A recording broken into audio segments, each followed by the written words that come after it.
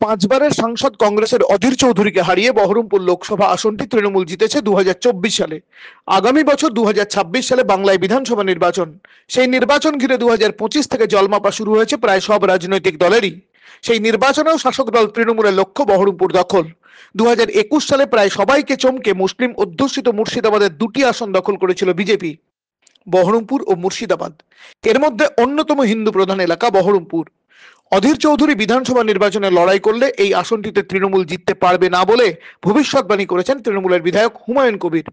এমনকি তিনি নিজে দাঁড়ালেও বহরমপুরের মানুষ তাকে ভোট দেবেন না বলেও দাবি করেছেন তিনি। বহরমপুরের মানুষ আমাকে ভোট দেবে না, অধীরদা থাকতে অধীরদা দিতে দেবে না। অধীরদা গিয়ে হাতে পায়ে ধরবে, তাদের কাঁদবে, বলবে আমাকে বহরমপুর ছাড়া করে দেবে, একে ভোট দিও না। তাহলে কি করব? আমি তো আর কারো হাতে পায়ে ধরতে পারবো না। লক্ষণীয়, ধর্মনিরপেক্ষ রাজনৈতিক নেতা হিসেবে বহরমপুর থেকে জিতলেও অধীর চৌধুরী হিন্দু মুখ। বিজেপির সুব্রত মৈত্রের আগে বহরমপুর বিধানসভা আসনটি জিতেছেন কংগ্রেসের মনোজ চক্রবর্তী। সেই জায়গায় তৃণমূল কোনো হিন্দু মুখ ভোটের ময়দানে দাঁড় করাতেই পারে, অন্তত রাজনৈতিক কুশীলবদের এমনটাই অনুমান। গোষ্ঠীদ্বন্দ্বে দীর্ণ তৃণমূলের সংখ্যালঘু নেতা হুমায়ুন কবির তাই কি কৌশলে অধীর চৌধুরীকে ঢাল করে রাস্তা কাটছেন তৃণমূলের কোনো হিন্দু নেতার? 2021 সালে বহরমপুর আসন থেকে বিধায়ক ভোটে লড়াই করেছিলেন পুরসভার চেয়ারম্যান নারুগোপাল মুখোপাধ্যায়। এ ব্যাপারে আমরা তাকে প্রশ্ন করায় তিনি বলেন, হিন্দু এলাকায় দিন দিন রাজনীতি করাই কঠিন হয়ে পড়ছে। মানুষের মধ্যে ব্যাখ্যা দেওয়ার জায়গা আছে। সাধারণভাবে তৃণমূল পার্টি খুব সেকুলার রাজনীতি করে।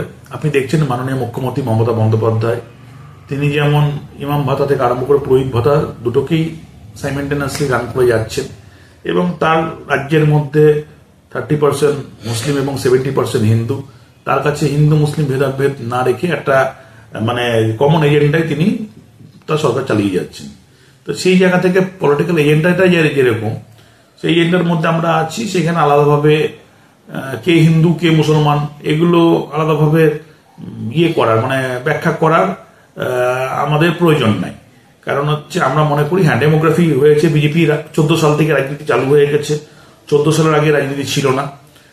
ঘটনা হচ্ছে এখন এই রাজনীতির মধ্যে দিয়ে আমাদের রাজনীতি করতে হচ্ছে।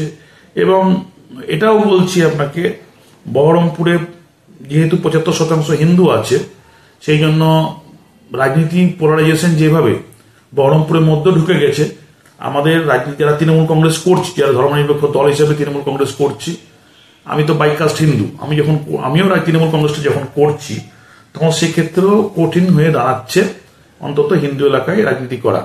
এখন এর কারণ কি, বিশ্লেষণ কি, এই কারণের যদি ভেতরে ঢুকি, তাহলে বেশিরভাগ অংশেই বিজেপির যে উস্কানিমূলক রাজনীতি, এটাকে আমি দায়ী করছি।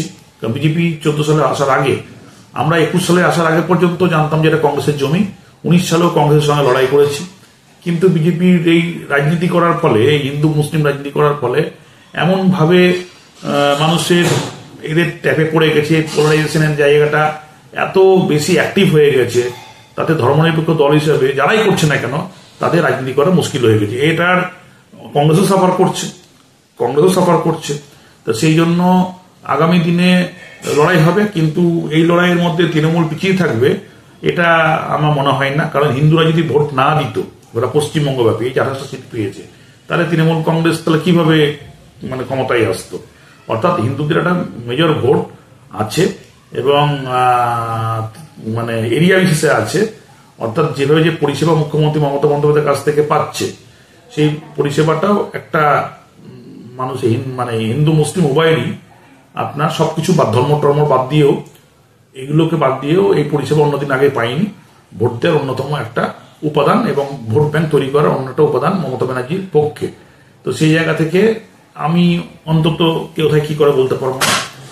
এখন সমস্যা বিজেপি তৈরি করে দিয়েছে বহরমপুরে অনেক, এবং এই সমস্যা তৈরি করার ফলে আমাদের প্রত্যেকদিন লোকের সঙ্গে ধর্ম নিজের যার যা উৎসব, সবার এই ক্যাপশন, ধর্ম একটা অভিজ্ঞতা, ধর্ম একটা কি ফিলিংস, ধর্ম একটা অনুভূতি, এটা নিয়ে আমার কোনো বক্তব্য নেই। ধর্ম প্রত্যেকে নিজের নিজের ধর্ম প্রাণ ভরে করুক, কিন্তু ধর্মের সঙ্গে সঙ্গে কাজটাকেও বুঝে নিন, যে শুধু ধর্ম জিগির তুলে ভোটটা নিয়ে নিল আর কাজটা করলো না, এটাও কিন্তু মানুষ নিজে ঠকবে যদি শুধু এটার উপর, যদি শুধু এইটুকু বলার উপর যদি থাকে।